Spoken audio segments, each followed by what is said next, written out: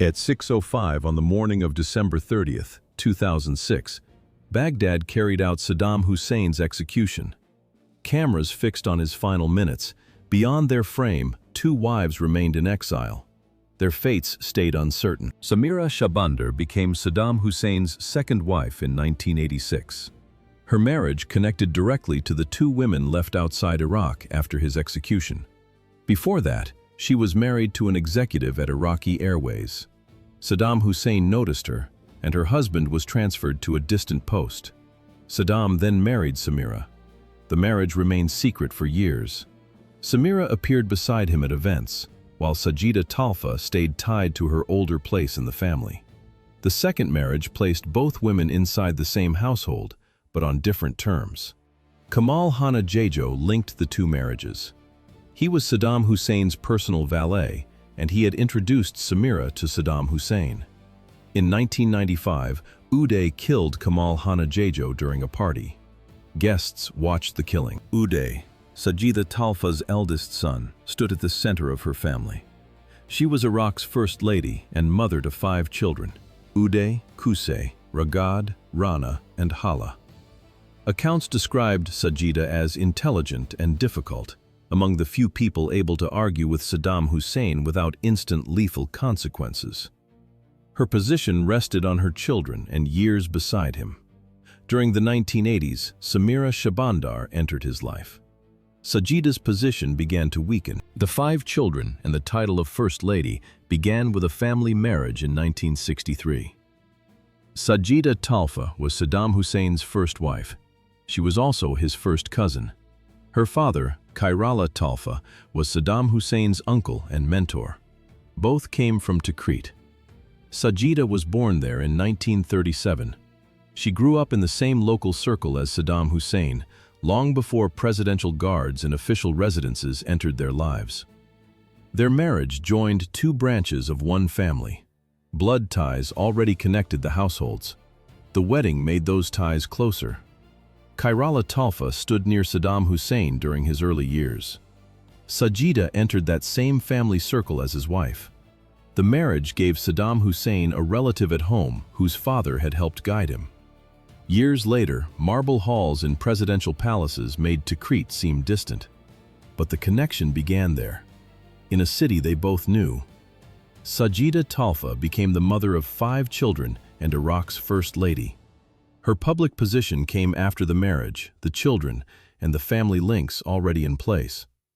Sajida Talfah and Saddam Hussein's marriage bound 2 branches of one family. After Saddam's execution, Sajida's phone in Amman remained under Jordanian intelligence control. Officers tracked her movements, recorded calls, and checked every visitor. She could travel inside Jordan. Leaving the country required permission. Money disappeared faster than expected. Legal fees for Saddam's trial came first. Then expenses for her daughters, grandchildren, protection, and daily life in Amman consumed what remained. Sajida had brought out millions, but the reserve kept shrinking. Jewelry left the house piece by piece. Each sale paid another bill. Ragad and Rana carried their own burden. Both had married the Camel brothers, who defected to Jordan in 1995. They later returned to Iraq, where Saddam had them executed. Their widows raised children in exile while carrying the consequences of that decision. Ragad resisted the restrictions more openly. She was more political than Rana and rejected enforced silence. The pressure peaked in July 2006. Jordanian authorities announced that Ragad had contacted Iraqi insurgent groups and allegedly tried to finance operations against the new Iraqi government. The claim remained disputed. It may have reflected real contact or Jordan's attempt to distance itself from the Hussein family. Sajida could only watch as her daughter became wanted while Jordan tightened the limits around them. In exile, family protection had become a running expense. Sajida sold another piece of jewelry. Sajida's remaining money now had to cover a new kind of exile. On December 13, 2003, American troops captured Saddam Hussein near Tikrit during Operation Red Dawn. They found him in an underground hiding place. American medics examined the prisoner before cameras. The footage traveled far beyond Iraq. Saddam, unshaven and disheveled, no longer directing guards or officials, but waiting under American control. His capture changed the position of his family at once. Sajida left for Jordan with her daughters, Baghdad and Rana, while Saddam moved from hiding to custody. King Abdullah II granted the family sanctuary on humanitarian grounds and allowed them to stay in Amman. The permission came with written limits. They could not make public statements. They could not conduct political activity. They could not contact Iraqi resistance groups. Their status as guests of the royal family did not give them political freedom. Jordanian authorities placed them in a villa in Abdoun, one of Amman's affluent districts. The address offered shelter, but it did not restore the life they had left behind. Baghdad's palaces were gone. The family's movements, visitors, and public role now depended on Jordanian approval. Saddam's arrest had made every connection more dangerous. A call, a visitor, or a message from Iraq could become a political problem for the host country. Sajida and her daughters remained in Amman, protected by Jordan and restricted by Jordan at the same time. Jordanian sanctuary carried a ban on political activity, public statements, and contacts with Iraqi resistance groups. While Sajida's route ended under Jordanian restrictions, Samira took another path. Before Saddam's capture, he stayed hidden for 8 months. Samira reportedly fled first to Lebanon. She carried millions in cash and jewelry as she changed shelter. Without Sajida's family ties in Jordan, Samira depended on money and Lebanese businessmen. Those businessmen had profited from Iraq's oil for food program. In Beirut's banking district, she converted assets and erased the trail behind them. Cash shifted hands. Jewelry changed form. Back in Iraq, Saddam moved between safe houses while the search tightened around him. His circle of loyal supporters grew smaller with every move, leaving fewer places to hide. Neither woman spoke publicly during those 8 months. No statements, no interviews. Saddam changed shelters for 8 months while both women kept silent. Before Samira's route led to Lebanon, Sajida had already crossed the Jordanian border at night with her daughters. Her break with Saddam had started inside the family, long before Baghdad fell. Saddam beat his son with a cane and put him under guard. Sajida chose her son. The decision separated her from Saddam inside the presidential family. She left for a separate residence. Public appearances became rare. The dispute did not end there. Sajida stayed apart while Samira remained close to Saddam and rose in his circle. Both women watched Iraq change through the 1990s. Sanctions closed around the country. Saddam trusted fewer people. By then, Sajida lived with her daughters Baghdad and Rana. She had seen enough to prepare for danger. In the weeks before the invasion, she moved assets and burned documents. Papers disappeared before the bombing began. On March 20th, 2003, the invasion of Iraq began. American bombs struck Baghdad. Sajida and Samira faced the same war from different places. Sajida had already withdrawn from Saddam's daily life. Samira stayed near him. The separation now decided their routes. Sajida prepared to leave with her daughters before Baghdad became the battlefield. Samira moved through safe houses with Saddam during the first days of the invasion. They no longer shared a residence, a plan, or the same protection. Sajida crossed into Jordan under cover of darkness several days before Baghdad fell. She took Baghdad and Rana with her. The crossing came after the documents burned and the assets moved. Her departure stayed out of public view. Samira did not leave with her. Iraqi intelligence officials later described Samira at several safe houses with Saddam. He shifted locations as coalition forces advanced. The circle around him narrowed. Samira remained close during those first days. On April 9, 2003, American tanks entered Baghdad. Sajida was already beyond the border. Samira still moved through hiding places with Saddam. The family had split before the invasion. The war made that split final. After leaving the palace, Samira closed the door of another temporary home in Lebanon. Soon, she moved again. Beirut, Sidon, Tripoli. Each city offered a short stay, not protection. She depended on fixers, lawyers, and businessmen, while every intermediary took a share of her shrinking fortune. Lebanon's weak central government gave her no stable refuge, and its divided politics made each arrangement temporary. Beirut remained the capital. Sidon lay on the coast. Tripoli guarded the northern route. Samira changed addresses every few months. She stayed ahead of Iraqi agents seeking revenge and investigators tracing Saddam's hidden assets. Her money bought time, but less of it each month. Her protection narrowed with every payment. The financial inquiry pressed harder because Samira, Saddam's second wife, had helped with parts of his international dealings. Investigators examined Swiss bank accounts, Austrian property, and French companies linked to arrangements she had helped establish. They followed the records from one account to the next, checking names, transfers, and ownership papers. A frozen account meant less cash. A seized property meant fewer places to turn. The loss was financial, but it also exposed the people still willing to help her. Sajida and Samira watched Saddam's trial from far away as broadcasts carried the proceedings across the Arab world. They no longer controlled the room, the money, or the route ahead. Both women followed the trial at a distance. On November 5, 2006, the court sentenced Saddam Hussein to death. Sajida and Samira said nothing in public. From abroad, they watched the hearings. Saddam argued with the judges and disrupted proceedings. He still tried to command the courtroom. The sentence changed the women's position. They were no longer relatives of a captured ruler. They faced life as widows. Before dawn on December 30, 2006, Saddam Hussein was taken to the gallows and hanged. Sajida waited in Amman with her daughters. Samira waited elsewhere. News of the execution reached both women after the court's decision became final.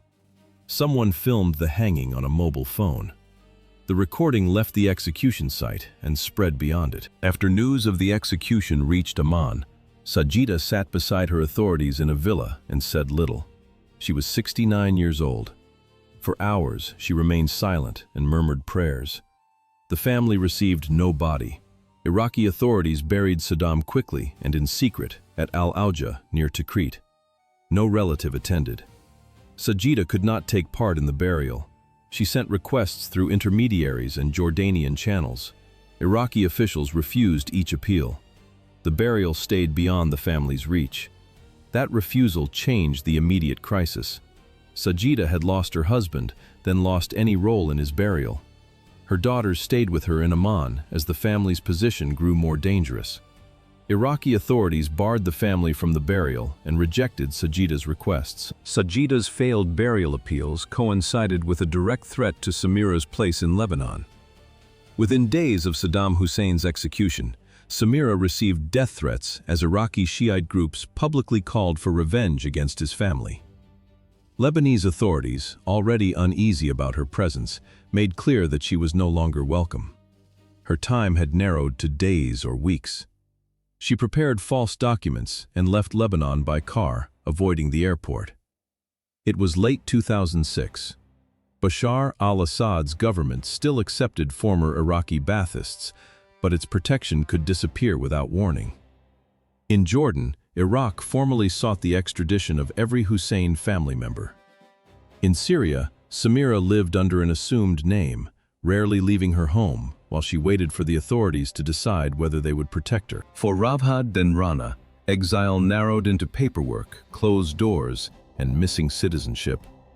In 2007, Interpol listed Raghad as wanted over alleged terrorism financing. She could not travel. Legal work was closed to her. Reports described attempts on her life, but the details remained unclear. Rana kept a lower profile. Her children carried the same burden. Saddam Hussein's grandchildren grew up without citizenship, while both Iraq and Jordan refused to recognize them as nationals. They attended private schools under assumed names. Their classmates did not know who sat beside them. Then Jordan closed the Iraqi embassy section handling the family's affairs in 2008. The door closed. Documents had no office to receive them. Raghad could not leave or work legally. Rana's children had no Iraqi or Jordanian nationality. Those private restrictions now met an official barrier.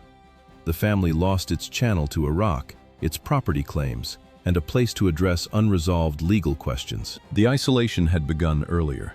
In 2007, Iraq placed Sajida on its most wanted list and offered a reward for information leading to her capture. Jordan refused to extradite her, but the listing followed every attempt to manage her affairs. Banks treated her accounts with caution. Lawyers avoided her calls. People who once handled routine business now saw risk in her name. The search notice did not put her in Iraqi custody. It narrowed the people willing to deal with her in Amman. Jordan had provided a modest stipend. Officials cut it once, then cut it again. Her money disappeared alongside the contacts who could move it, protect it, or explain the paperwork. The pressure reached private buyers. They knew her position. By 2008, reports described secret sales of Sajida's last valuable jewelry. One piece was a diamond necklace taken from Kuwait during the 1990 invasion. Meetings stayed closed. Buyers understood that she could not negotiate from strength. The necklace was not only property, it was one of the final items she could turn into cash. Banks hesitated, lawyers stayed away, and the stipend kept shrinking. Sajida sold expensive jewelry in secret to buyers who knew exactly why she needed them. After the secret sales, the family fraud fracture became public. Sajida and Samira had spent decades inside Iraq's ruling elite. Their words once carried the weight of life and death, then exile left them dependent on decisions made by foreign governments. Saddam Hussein's execution exposed divisions among his children and relatives. Some family members publicly distanced themselves from both wives. They wanted new lives free from the Hussein legacy. Others blamed the women for failing to do more to save Saddam or preserve the family's wealth. The accusations came as money and protection were already disappearing. No agreement followed. The split stayed public. Exile offered no easy repair. A family that had once ruled through unity now turned against itself abroad. Sajida and Samira faced relatives who questioned their loyalty, their actions, and the fate of the money. After Saddam Hussein's execution, Sajida renewed her Jordanian residency every few months. Iraq demanded the extradition of every Hussein family member, including Sajida and her daughters. Iraqi officials wanted them tried as symbols of the former regime. Jordan refused on humanitarian grounds. The pressure did not end. Many Palestinians and Iraqis in Jordan still sympathized with Saddam Hussein. Western allies and Gulf neighbors pressed Jordan to settle the family question. Jordan kept Sajida in the country, but made her stay temporary and tightly limited. Each renewal brought another restriction. Her access to remaining funds narrowed. Several grandchildren could not receive permission to visit her. Distance became official policy. Sajida and Samira had spent decades near Iraq's ruling elite. Now, Sajida's right to remain in Jordan depended on renewal every few months. Behind Jordan's repeated renewals, Samira had found a quieter arrangement in Damascus. In her meze apartment, she took out paints again. She made abstract canvases for no one else to see. The paintings returned her to an interest from youth. Neze drew security officials. Surveillance covered the district, and that same attention brought protection. From roughly 2007 to 2010, Samira held on to a stable routine. She had saved enough money for a comfortable life, though not a lavish one. She avoided politics and kept no contact with Iraqi opposition groups. Her name slowly disappeared from public view. That protection depended on the Assad regime remaining in control. She remained outside politics and painted abstract works in her apartment. In 2011, the quiet arrangement around Samira's apartment collapsed with serious protests and the war that followed. The Assad regime fought for itself. It no longer guaranteed safety for Iraqi exiles living under its protection. Meza became contested ground for government forces and rebels. Samira fled again with almost nothing. Danger came from several directions: Iraqi agents, Syrian rebels who treated her as a regime collaborator, and Islamist extremists who tied her to a secular dictatorship. Her identity made anonymity impossible. For months, she moved between shelters across northern Syria, paying for places to hide and for protection. Money that once supported a comfortable life went to bribes and temporary cover. No refuge lasted. Each move bought time, then required another payment as the fighting spread around her. By 2012, reports placed Samira in Turkey, though Turkish authorities never confirmed her presence. Her disappearance from public reports did not ease the pressure on the other woman. By 2013, Sajida had already spent 10 years in exile in Jordan. The Syrian civil war sent large numbers of refugees into Jordan. Their arrival strained the country's resources. Jordanian authorities pressed the Hussein family to leave. Yet no country would accept Saddam Hussein's widow. Sajida and Samira sold their valuables. Most of their contacts were exhausted. Their money kept shrinking. People who sought revenge still remembered the family. Exile had become a search for another place to stay. The family had almost no money, few connections, and no country ready to take them. As the adults lost places to live, the children lost ordinary futures. Ali, Uday's son, studied well under another name in Jordan. In 2010, he applied to university. The application exposed his identity. The university rejected him and his school expelled him. A family name ended his education. Younger grandchildren faced another barrier. They were born in exile without citizenship. Jordan shaped their daily lives, but Jordan did not grant them nationality. Their Iraqi blood gave them no route back either. Documents, school, and help became harder to reach. Some changed their names, some moved to other countries. They tried to leave the Hussein name behind before another application or official letter exposed them again. After ISIS rose in 2014, it approached the Hussein family to use Saddam's name among former Baathists. The choice carried danger on both sides. Any contact could bring expulsion from Jordan. Refusal could invite the group's revenge. By 2015, the pressure had reached the grandchildren. Several developed substance abuse problems. Universities and companies faced social media campaigns if they accepted applicants linked to Saddam Hussein. Education and work closed off. Marriage brought another barrier. Some families rejected the Hussein name. Others expected hidden wealth that did not exist. The risk of an ISIS connection left the family facing possible expulsion from Jordan. By 2016, the Hussein name carried danger outside the villa. Sajida no longer left her home in Amman. Her diabetes worsened. Heart problems followed. Depression went untreated. The villa narrowed to a few closed rooms as her health declined after 2015. Friends still offered loans, but only a few accepted the risk of association. The family depended on them. That dependence shaped each day. Sajida had once moved through public life with authority. Now the household waited on money from friends. In her only interview from those years, she spoke through intermediaries.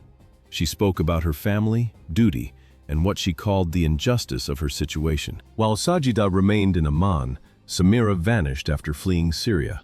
Intelligence reports placed her in Turkey, Qatar, and perhaps Russia. None confirmed her address. She had no children with Saddam. Her birth family had long grown distant.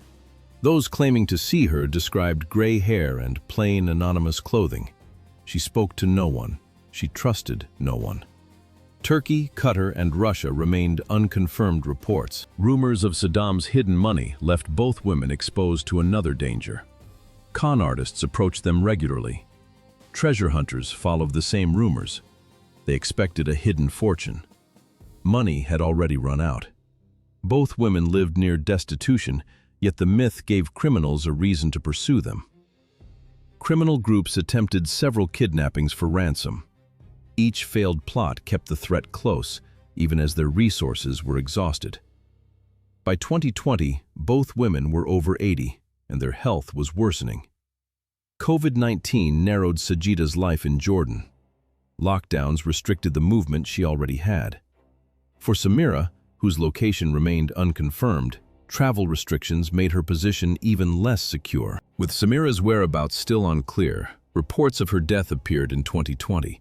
They placed her possibly in Turkey. No authority confirmed it. No funeral notice followed. No obituary appeared. Some accounts described a hospital. They said she died alone under an assumed name with no family present. Those details remained unconfirmed. So did the hospital. So did the city. The burial left even less behind. Reports placed her body in an unmarked grave, and only burial officials reportedly knew its location.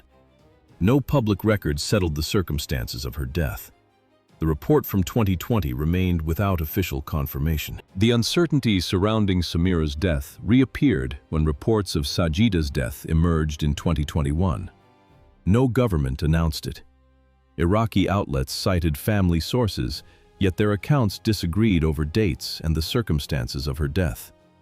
For 2 decades, she had lived in exile in the same modest villa, far from Baghdad and Saddam Hussein's grave in Tikrit. Her death created an immediate burial problem. Islamic law required burial within days, but Iraq would not accept her body, and Jordan did not want a permanent public reminder of her presence. Reports placed the burial in Jordan, at a secret cemetery chosen to prevent the grave becoming a shrine or a target. The wife of a head of state received no public ceremony. Sajida was buried quietly, after 2 decades of exile. After Sajida's quiet burial, attention narrowed to 2 women whose deaths drew almost no public discussion in Iraq. There were no celebrations like those after Saddam Hussein's execution. There was little sympathy either. Their deaths became discrete administrative matters, then footnotes. Among Iraqis living abroad, the response split. Some mourned them as links to a lost past. Others judged their suffering an insufficient reckoning. Most had moved on. International coverage was thinner still. Major news outlets gave brief notices, or none at all, despite years when satellites tracked the women and investigators pursued them. They were the last direct links to Saddam Hussein's inner circle, and may have known about hidden assets and the regime's activities. A short notice, no photograph, often no notice at all. Samira and Sajida were gone. With them went even the limited protection their presence had given the family. Children and grandchildren faced exile without that cover. Ragad and Rana remain in Jordan. Both are over 50. Their whole adult lives have passed outside Iraq, while their children grew up without citizenship. At passport control, a missing document can stop the trip before it starts. Ragad gave interviews that portrayed her father as misunderstood. Those appearances isolated her further. Her place on wanted lists means she cannot leave Jordan. Some grandchildren left for Yemen and Sudan, seeking places where the Hussein name carried less weight. They still lived with fear of discovery. Others remained in Jordan, without the legal right to work or travel. No papers, no departure. Their daily lives depend on permissions they cannot obtain. The mothers spent 20 years in exile. That exile now appears in the children's daily limits and the grandchildren's uncertain status. Financial desperation continues. The family has no stable protection. A 4th generation is born without citizenship, with no memory of Iraq. No relative can safely visit Sajida and Samira's graves. Their burial places remain hidden, even from their children. They lie in foreign soil. Whatever wealth Saddam Hussein concealed was seized or disappeared beyond the family's reach. Relatives now depend on charity from remaining sympathizers and informal work. Human rights organizations raise concerns about children without citizenship. Iraqi and Jordanian authorities reject claims of active persecution. They say the family lost privileges, not basic rights. The papers still do not grant stability. Adults in the family carry trauma and post-traumatic stress. Children grow up without safety, citizenship, or a country they can claim. Several relatives tried to sell memoirs. Publishers stayed cautious. The few books that appeared drew anger from victims and pushed the family further into isolation. Iraqi officials show no sign of changing course, while politicians gain support by taking a hard line on the Hussein name. The graves remain unmarked. No family member can come, stand there, or pay respects. Sajida and Samira's burial sites remain secret, unknown even to the children of the women beneath them. Those hidden graves lead to another question. Why do grandchildren born in exile remain without citizenship because they carry the Hussein name? Sajida Talfah and Samira Shahbandar were Saddam Hussein's wives. They stayed beside him through years of violence. Both benefited from his rule. In Iraq, opposing Saddam could mean death. Whether either woman had a real choice remains disputed. They lost wealth, status, country, and freedom. Then came lonely exile. Both died far from home, in unmarked graves. Their children suffered. Their grandchildren grew up without citizenship and never shared Saddam's rule. The women made choices. The grandchildren did not. Where does personal accountability end and punishment of descendants begin? The question leads back to their former homes. The family palaces were destroyed or given new purposes. Their wealth was seized or disappeared. The places that once protected them no longer belonged to them. Sajida and Samira spent their final years far from Iraq. They died away from home. Their deaths closed the Hussein dynasty's final chapter. No public return followed. The family scattered. Its descendants carried a surname that brought suspicion, distance, and limits on ordinary life. Some remained without citizenship. The name Hussein became a burden, not protection. The women had lived beside Saddam Hussein during years of violence. They had also lost murdered sons. Later, their grandchildren grew up in exile. The family name reached children who had never ruled Iraq. Nothing restored the palaces or the lost property. Nothing returned the women to their country. Their graves remained unmarked. Their descendants remained dispersed, carrying the Hussein name. Support this documentary.